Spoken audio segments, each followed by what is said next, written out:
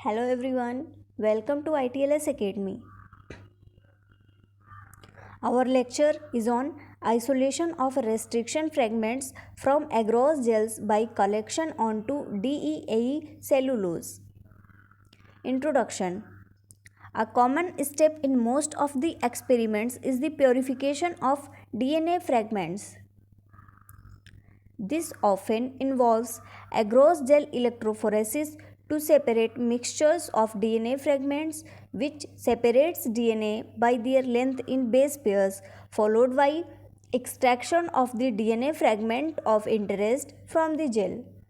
Other methods include hot phenol extraction of the DNA from the gel. The use of phenol is best avoided if possible because of safety and waste disposal concern.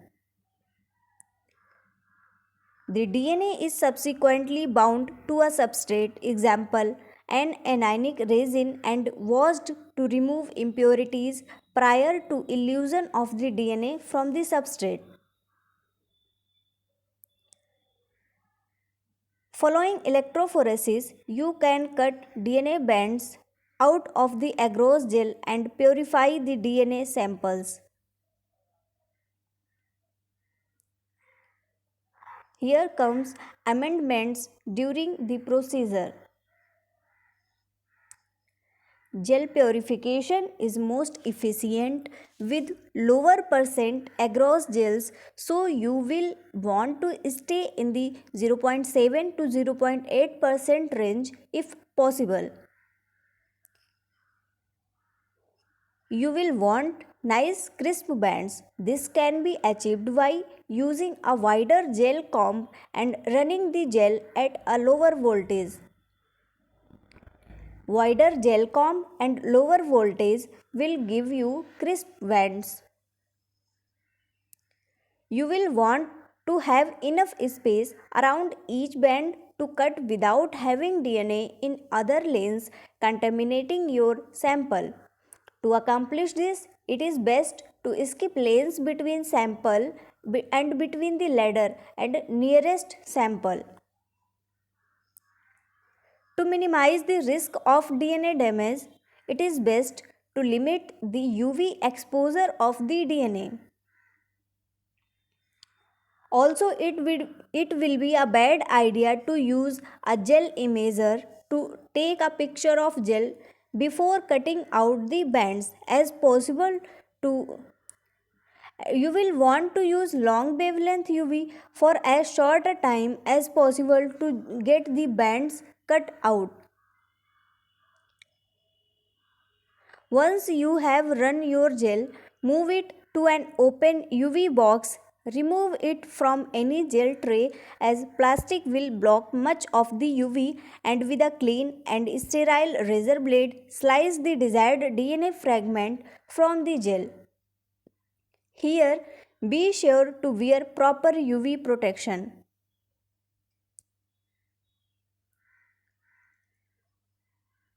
Now, to protect the UV box, it is a good idea to place the gel on a glass plate if available. Unlike the plastic tray, this will not significantly reduce the UV but will protect the UV box from being cut by razor blade.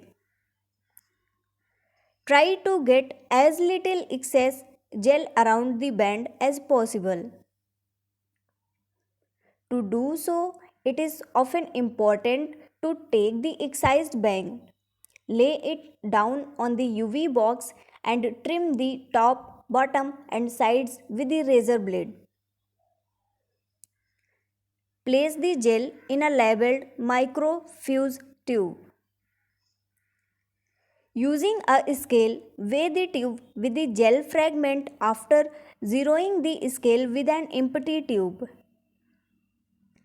Alternatively, you can just subtract the weight of the empty tube from the weight of tube with the gel fragment. The weight of the gel is directly proportional to its liquid volume, and this is used to determine how much of each buffer to add during the DNA isolation step. It is usually important to determine the concentration of the DNA that you isolated before proceeding to your next intended step with the now gel purified DNA.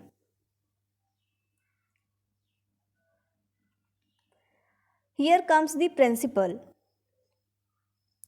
A DNA restriction fragment is isolated by collection onto DEAE cellulose paper during electrophoresis, then washed from the DEAE with a high salt buffer, cleaned, precipitated, and resuspended in a small volume.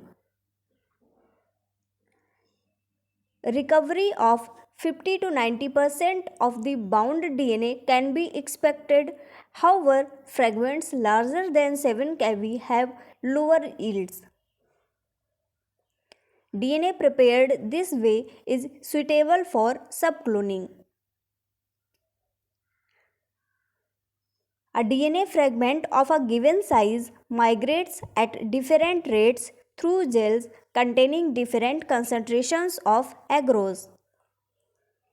By using a gel at the appropriate gel concentration, it is possible to resolve well the DNA of interest. Here is the discussion of materials required in the process. The materials will be illusion buffer, scalpel blade, UV trans illuminator, agarose, micropipette tips, dry bath incubator, microfuse tube, centrifuge, N-butanol, cryo box, cyclomixer, 70% ethanol, 95% ethanol, TE buffer, TE that is tris EDTA buffer, minus 20-degree freezer and minus 70-degree freezer.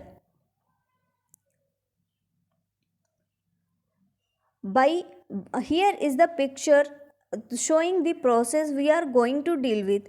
The process is as the DNA samples or DNA or RNA samples and markers loaded in the horizontal gel electrophoresis system.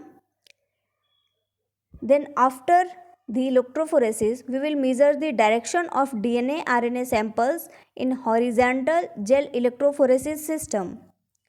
After the migration, agarose gel we will see the bands after the ethidium bromide staining. Here is the list of solutions required in the process. First is preparation of the DEAE cellulose membrane. Na45 can be used as supplied by the manufacturer with pipetting in sterile DH2O.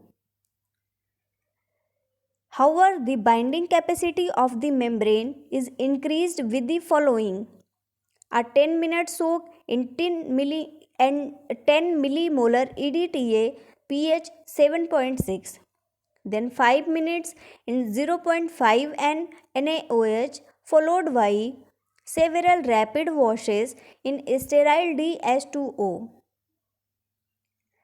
Membranes can be stored for several weeks in sterile DH2O at 4 degrees centigrade.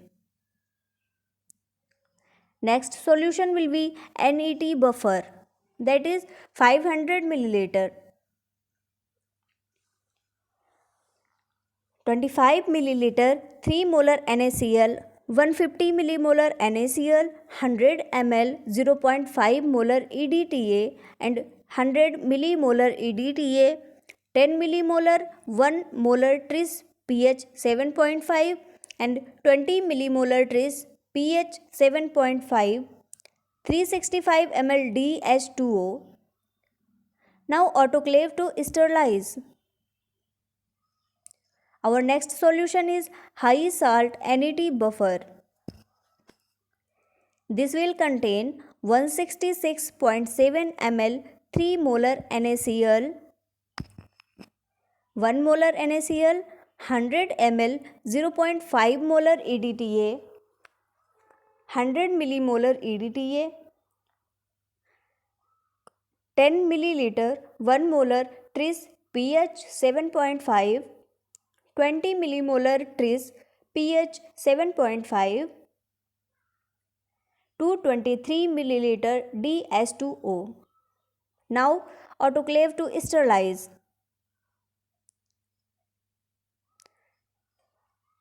Here comes the procedure. As we know that procedure completes in 1 or 2 days, so the procedure for the day 1 is here.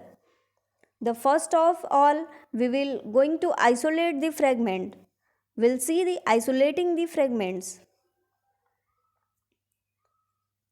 Run the restriction digest and appropriate size markers on a 1x tris borate agarose gel with ethidium bromide.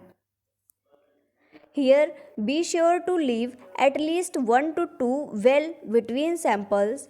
Run the gel until the DNA bands are well separated and visualize on the long wavelength UV light box. Cut a slit just ahead of the band of interest using a sharp sterile razor blade or scalpel. Using blunt edged forceps such as millipore forceps, carefully insert an Na45 paper into the slit.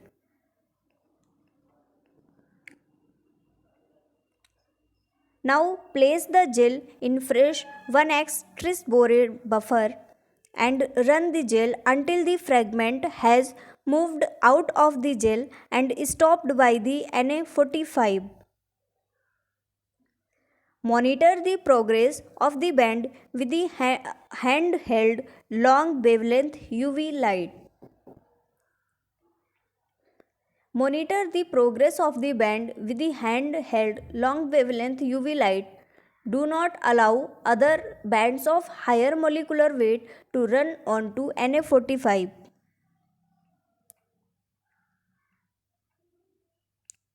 Remove the Na45 paper, rinse in NAT buffer and place in a labeled Eppendorf tube.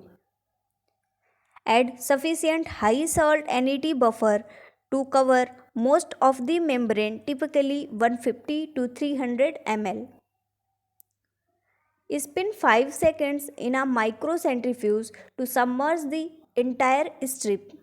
Place at 68 degrees centigrade for 1 hour, mixing frequently and re-spinning if the membrane rides up the side of the tubes. Transfer the buffer plus DNA fragments to a clean labeled tube. After this, wash the membrane with 50 microliter high salt NAT buffer and add the wash to the DNA fragment tube.